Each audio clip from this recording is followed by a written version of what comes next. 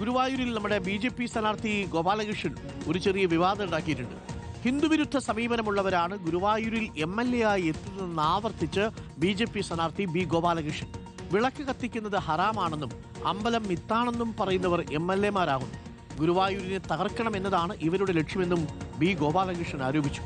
ഗുരുവായൂരിൽ ഉത്തരേന്ത്യൻ മോഡലിന് ഗോപാലകൃഷ്ണൻ ശ്രമിക്കുന്നുവെന്നും മതധ്രുവീകരണമുണ്ടാക്കി നേട്ടമുണ്ടാക്കാനാണ് നീക്കമെന്നും UDF സ്ഥാനാർത്ഥി CH റഷീദ് വിമർശിച്ചു. പ്രതികരണങ്ങളുണ്ട്, കേൾക്കാം.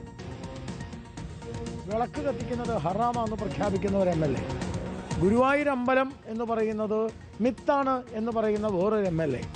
അപ്പോൾ ഈ ഗുരുവായൂർ ക്ഷേത്രവും അതിൻ്റെ ചൈതന്യവും അതിൻ്റെ പരിപാവനത്വവും എല്ലാം നിറഞ്ഞു നിൽക്കുന്ന ഗുരുപവനപുരിയിൽ വിരുദ്ധ സമീപനമുള്ളവരല്ലേ ഇവിടെ MLA-മാരായി വരുന്നത്? എന്തുകൊണ്ട് ഈ പാർട്ടികൾ, ഇടതുപക്ഷവും വലതുപക്ഷവും, ഞാൻ വീണ്ടും വീണ്ടും വീണ്ടും ഉന്നയിക്കുകയാണ്, എന്തുകൊണ്ടാണ് ഇടതുപക്ഷവും വലതുപക്ഷവും ഈ ഗുരുവായൂരിൽ ഒരു ഹിന്ദു MLA നിൽക്കാത്തത്?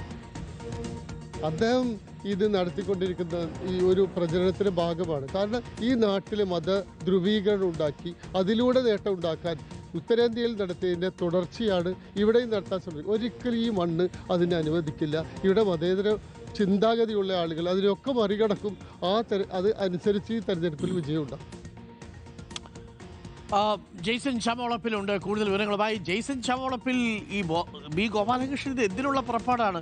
ഗുരുവായൂരിൽ അങ്ങനെ വോട്ടർമാർക്കോ ഗുരുവായൂരിൽ അങ്ങനെ ഒരു വിവാദം നമ്മൾ കേട്ടിടത്തോളമില്ല, ഇതുവരെയും സംഭവിച്ചിട്ടില്ല എന്നുള്ളതാണ്.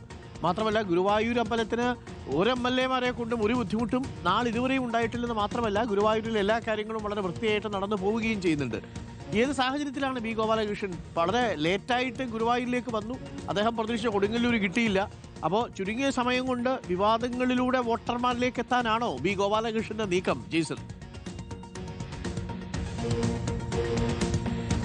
അരുൺകുമാർ, കഴിഞ്ഞ കാലങ്ങളിലൊന്നും കേട്ട് ശീലമില്ലാത്ത ചില പദങ്ങളും ചില വിവാദങ്ങളുമാണ് ഗുരുവായൂരിനെ ചുറ്റിപ്പറ്റി ഇപ്പോൾ ഉണ്ടാകുന്നത്, അല്ലെങ്കിൽ ഉണ്ടാക്കിക്കൊണ്ടിരിക്കുന്നത് എന്ന് നമുക്ക് പറയേണ്ടി വരും. കഴിഞ്ഞ കാലങ്ങളിലും BJP-യൊക്കെ മത്സരിച്ചിരുന്നു.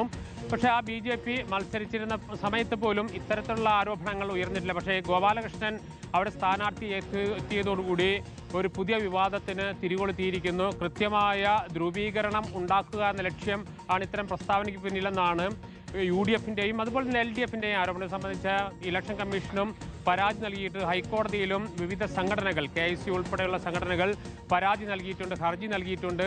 അതീവ ഗുരുതരമായ ആരോപണം കഴിഞ്ഞ ദിവസവും നമ്മോട് തന്നെ, റിപ്പോർട്ടർ ചാനലിനോട് തന്നെ ഇത് വ്യക്തമാക്കിയിരുന്നു. ഹിന്ദു വിരുദ്ധരെ ഹിന്ദു ക്ഷേത്രം നിൽക്കുന്ന സ്ഥലത്ത് MLA ആക്കുന്നു എന്ന ഗുരുതരമായ ആരോപണമാണ് അദ്ദേഹം ഉന്നയിച്ചത്.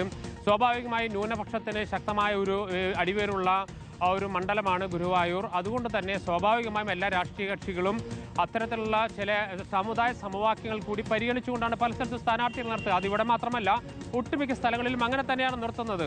അത്തരത്തിലുള്ളൊരു സംവിധാനത്തെ പുതിയ ഒരു തലത്തിലേക്ക് കൊണ്ടുവന്ന് അതിനെ തിരഞ്ഞെടുപ്പിൽ ചർച്ചയാക്കി വോട്ടുകൾ ഭിന്നിപ്പിച്ച് നേടുക എന്നതാണ് പ്രധാനമായി ലക്ഷ്യമിടുന്നതെന്ന കാര്യത്തിൽ സംശയമൊന്നുമില്ല. ഹിന്ദു വോട്ടുകൾ ലക്ഷ്യം വെച്ചുകൊണ്ടുള്ള B ഗോപാലകൃഷ്ണന്റെ വരവാണ് കഴിഞ്ഞ ദിവസങ്ങളിലും ഇപ്പോഴും കാണുന്നത്. കൊടുങ്ങല്ലൂരിലായിരുന്നു അദ്ദേഹം കഴിഞ്ഞ 6 മാസം പ്രവർത്തിച്ചത്. അവിടെ സീറ്റ് ലഭിക്കുമെന്ന് ഉറപ്പായിരുന്നു. പക്ഷേ അവസാന ഘട്ടത്തിൽ അവിടെ നിന്നും മാറേണ്ടി വന്നു, നേരെ ഗുരുവായൂരിലേക്ക് വരേണ്ടി വന്നു. ഒട്ടും വിജയസാധ്യതയില്ലാത്ത ഒരു മണ്ഡലമാണ് എന്നാണ് പുതിയ വിലയിരുത്തപ്പെടുന്നത് BJP-ക്ക്. അത്തരം ഒരു മണ്ഡലത്തിൽ തൻ്റെ രാഷ്ട്രീയം പരമാവധി പറയുക, ധ്രുവീകരണം ഉണ്ടാക്കുക, ഹിന്ദു വോട്ടുകൾ പരമാവധി കൈവശപ്പെടുത്തുക അല്ലെങ്കിൽ നേടുക എന്നതാണ് ഇതിലൂടെ ലക്ഷ്യമിടുന്നത്. അതിന് സംസ്ഥാനത്ത് തന്നെ ഇത്തരം കാര്യങ്ങൾ വിവാദമായ നിരവധി പ്രസ്താവന നടത്തിയിട്ടുള്ള ഗോപാലകൃഷ്ണൻ തന്നെയാണ് ഇത്തരം ഒരു ഉദ്യമത്തിന് ഇപ്പോൾ മുൻകൈ എടുത്തിരിക്കുന്നത്. അരുൺകുമാർ, ഓക്കെ, എന്താ പറയാ ജെയ്സൺ, ഇങ്ങനെ ഓരോരുത്തർ തുടങ്ങിയ എന്ത് ചെയ്യാൻ പറ്റും അല്ലേ?